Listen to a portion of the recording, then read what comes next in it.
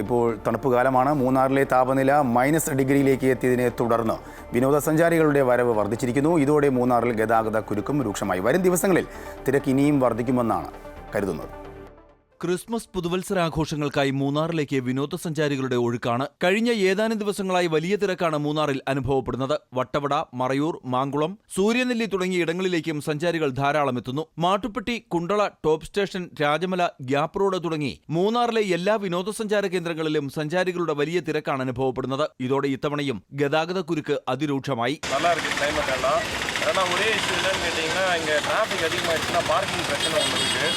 அது மட்டும் கொஞ்சம் இங்கே இருக்கிற லோக்கல் கவர்மெண்ட் வந்து கொஞ்சம் ஏதாவது ஃபெசிலிட்டி பண்ணி கொடுத்தாங்கன்னா கரெக்டாக இருக்கும். மற்றபடி நல்லா இருக்குது. அந்த கிளைமேட் நல்லா இருக்குது, ப்ளசண்ட்டாக இருக்குது. മാട്ടുപ്പെട്ടി, എക്കോ പോയിന്റ്, കുണ്ടള അണക്കെട്ട് എന്നിവിടങ്ങളിലെത്താൻ വിനോദസഞ്ചാരികളും സാധാരണക്കാരും മണിക്കൂറുകളോളം ഗതാഗത കുരുക്കിൽ ദുരിതമനുഭവിക്കണം. വളരെ ബുദ്ധിമുട്ടാണ്. വണ്ടി പാർക്ക് ചെയ്യാനുള്ള സ്ഥലവും ഇല്ല. ട്രാഫിക് എന്ന് പറഞ്ഞു കഴിഞ്ഞാൽ രാവിലെ അവിടെ നിന്ന് ആനച്ചാലിൽ നിന്ന് മുകളിലോട്ട് കയറി വന്നത് തന്നെ എനിക്ക് തോന്നുന്നൊരു ഞാനൊരു അരമണിക്കൂർ ട്രാഫിക് കിടന്നു. നല്ല രീതിയിൽ നല്ല ബ്ലോക്കുണ്ട് ഇവിടുത്തെ. ഇത് ഈ മാട്ടുപ്പെട്ടി സൈഡൊക്കെ നമ്മൾ പോയി നോക്കണം. മാട്ടുപ്പെട്ടി സൈഡ് ഭയങ്കര ബുദ്ധിമുട്ടാണ്. പല വിനോദസഞ്ചാര കേന്ദ്രങ്ങളിലും വാഹനങ്ങൾ വേണ്ട വിധം പാർക്ക് ചെയ്യാൻ സ്ഥലമില്ലാത്തതും തിരക്കേറുന്ന സമയങ്ങളിൽ പ്രതിസന്ധിയാകുന്നു. പുതുവത്സരാഘോഷം അടുത്തതോടെ മൂന്നാറിൽ സഞ്ചാരികളുടെ തിരക്ക് ഇനിയും വർദ്ധിക്കുമെന്നാണ് പ്രതീക്ഷ. അമൃത ന്യൂസ്, ഇടുക്കി.